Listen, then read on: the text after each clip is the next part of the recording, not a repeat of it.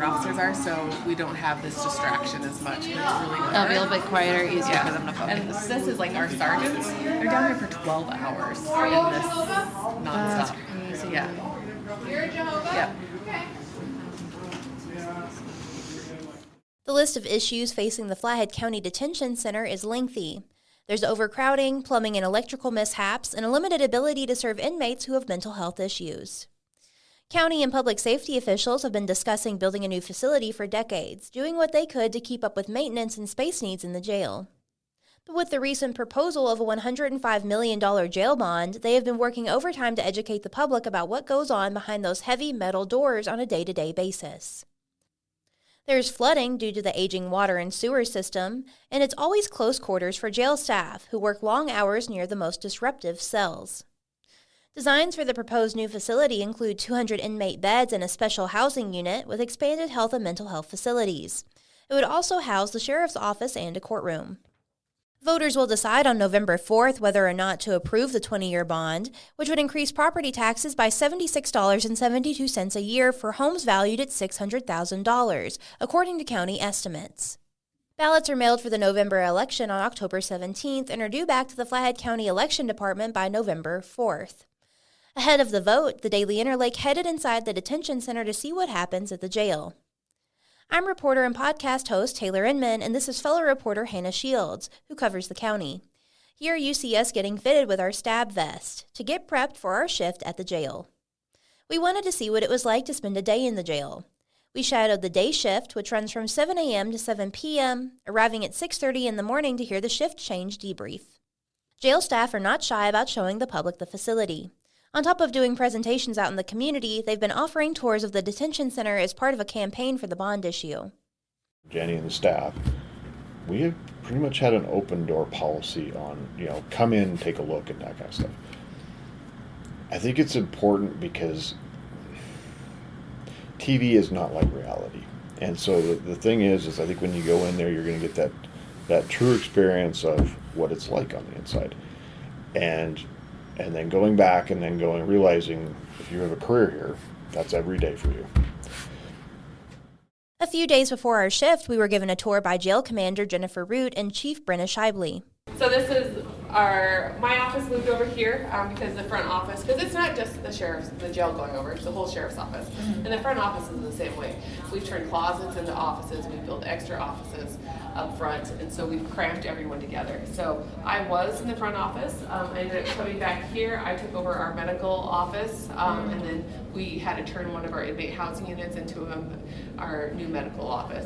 And you'll see, we don't have the healthiest inmates to come through, and our little tiny area is not adequate to handle the amount of inmates that we deal with. Standing next to some of the higher security inmates who struggle with mental health, one of the first things that Root mentions is her concern around their well-being. How the jail has become a place where too many of them end up these days. There's no getting better behind bars. Then oftentimes they're back out in the community. It's also incredibly tough to get a bed at the Montana State Hospital in Warm Springs, the state's only publicly operated psychiatric hospital.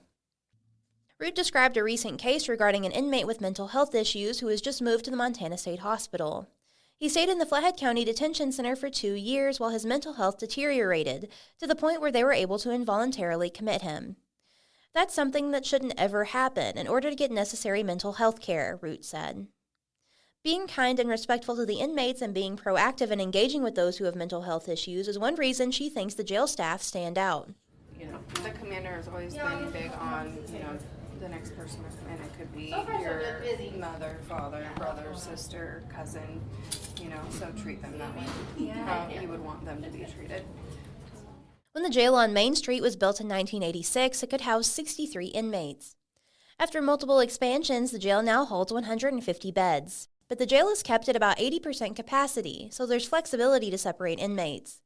The jail has 2 floors. The first floor has a mix of minimum security cells with multiple bunks and people, single cells housing those with mental health issues, and a front desk-like area where most of the coming and goings of the day happen. There's a command center room with cameras, as well as the nurse's office and administrative offices.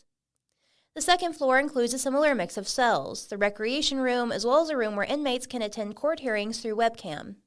There are long hallways that remind you the building has an outdated design, especially for a detention center. In the new facility, Root said only 14 new employees would need to be added due to the improved building design and technology, above the current detention center staff of 38. Along ceiling tiles, you can see signs of water damage, and in the hallway where mental health inmates are, it can often smell like fecal matter or urine. Root said those inmates are more likely to overflow their toilets or urinate or defecate in their cells. If the bond is approved, the new facility will have cells with metal walls instead of painted porous concrete, which would go a long way to help with the cleanup efforts when these things happen, according to Root. There's also the issue of the building's aging water and sewer system. Root said there have been times where the upstairs toilets overflow, causing sewage to leak to the floor below. And as you go through, like next door, like when it floods up on second floor, it goes into detectives, into our evidence, into on our under sheriff's desk. Oh, gosh. And it's not water; it's sewage water. I think a lot of times, I think sometimes we have a hard time getting graphic about it because we're like, but it's sewage water. That's exactly what it is, and our staff is going through it, and then the people next door are going through it. But when it floods in here, it's our staff walking through it. So, and it's not necessarily just water, but it's urine. We get a lot of urine coming out. So. Sheriff Brian Heino described one of the more recent leaks. We just had one a couple days ago, which was basically a pipe was leaking in our break room, which was not connected to any of that, so we had to get that fixed. Septic lines, we're 50 plus years on those, and we're starting to see some leaks that kind of start to come about. The bad news is it's above office spaces, and so we see portions of that come into that. We asked him what we could expect during our shift at the jail. There'll be some entertaining types of things that probably happen, but it's very structured, and the staff is very committed to, doing the best job they can over there, even now with what the resources they have. You'll also see some dynamics of there'll be fast times and slow times and all those types of things, but you're basically caring for 100 individuals 24 hours a day, 7 days a week, 365 days a year. So it's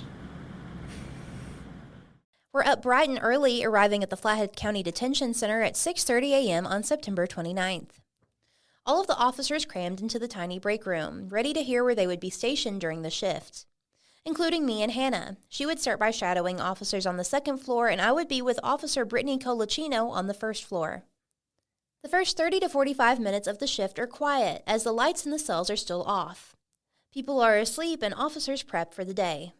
But once the lights are on, the day begins in earnest. Colacino shows up with a good attitude and treats everyone with kindness. In between jokes with coworkers, she's also trying to keep things light with the inmates.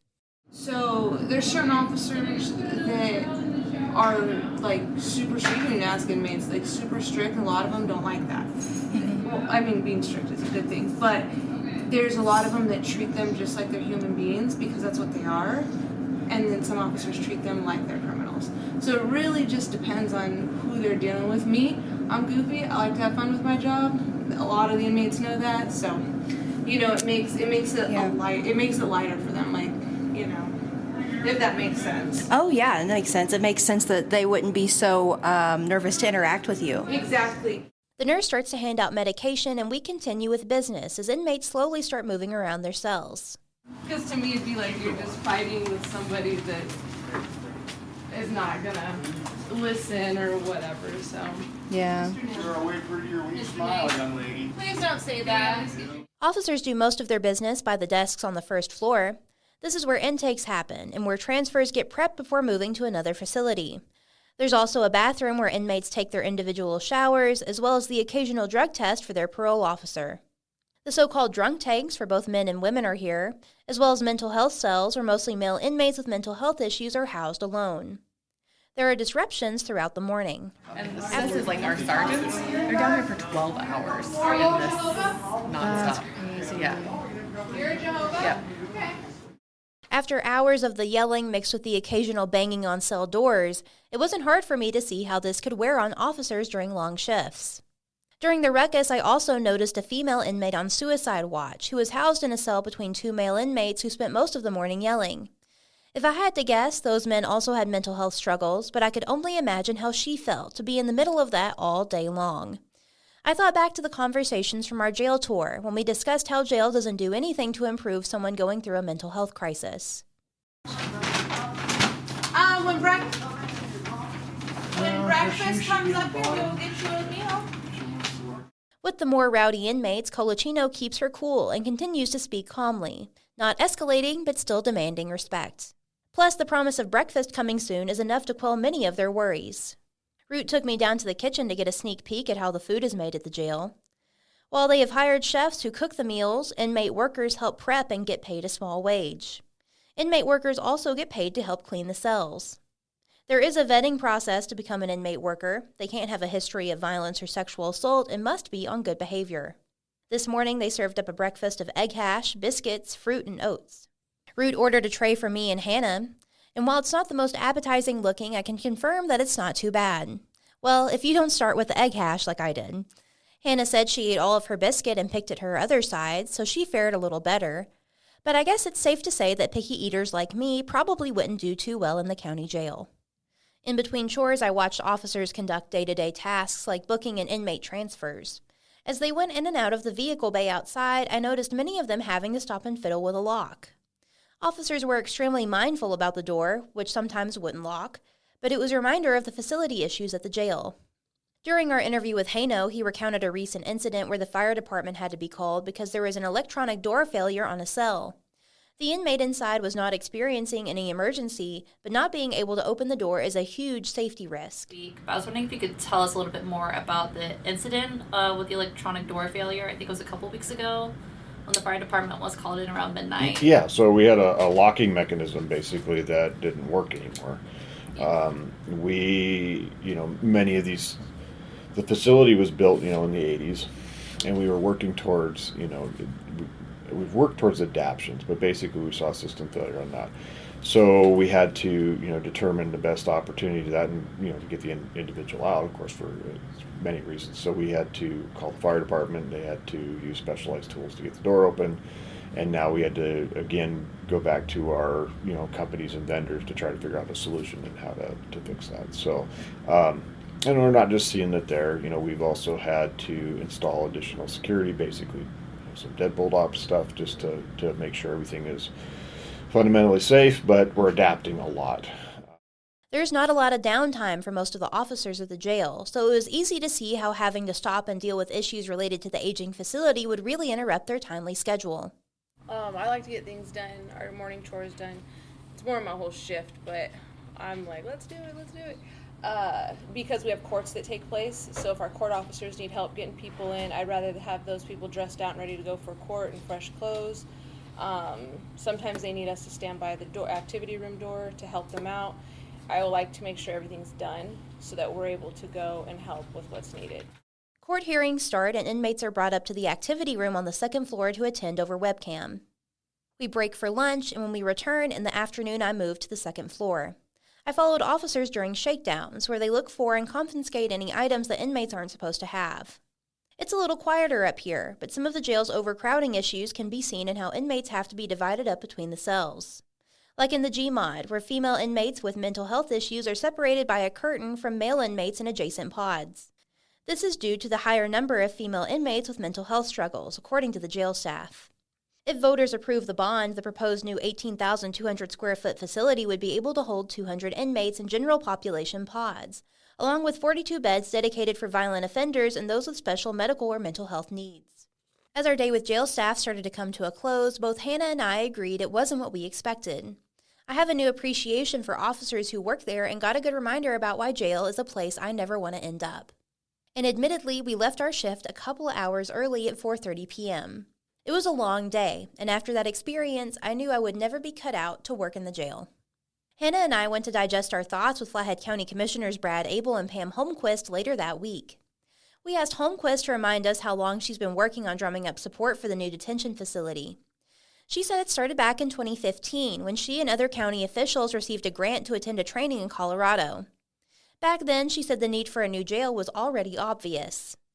The class included information on how modern jails can be more efficient and a good investment. So the group returned to Montana and began saving money in 2017. And because we knew it was going to be expensive, we learned a lot at school as far as how to sell it, how to go out and promote it, and just how to set it up, frankly, and all of the needs we'd have with architects and engineers and all the things we'd have to do ahead of time. So yeah, that, and then just when Brian came on, we had discussions, and you know, he kept us in the loop. We put some Band-Aids on over there through the years, but it was obvious it was just going to be a need at some point. So yeah. We asked her what the plan would be if voters chose not to approve the bond, as there are still mounting maintenance and facility issues. They've come to us with some issues. You know, they have some electrical issues. We have septic lines that are plugging up. They have door locks that don't work. So all of those things will have to be upgraded somehow with what we already have on our CIP. But basically, we'll be just trying to get by, you know, because at the end of the day, we can't fix everything. You know, we certainly don't have enough funds to fix everything that's going on over there. Without the bond, we'll just have to kind of get by like we have in the past. Overall, Holmquist said it's a public safety issue. Due to the space issues in the Flathead County Detention Center, judges have to pick and choose which offenders to send to the jail, sending away others in order to house the more egregious offenders who need to be in the facility. You know, it's really for everybody. It's community, it's the inmates, it's our detention officers that really are boots on the ground over there and really have to work hard. I know you took a tour of the jail, and it's very very eye-opening.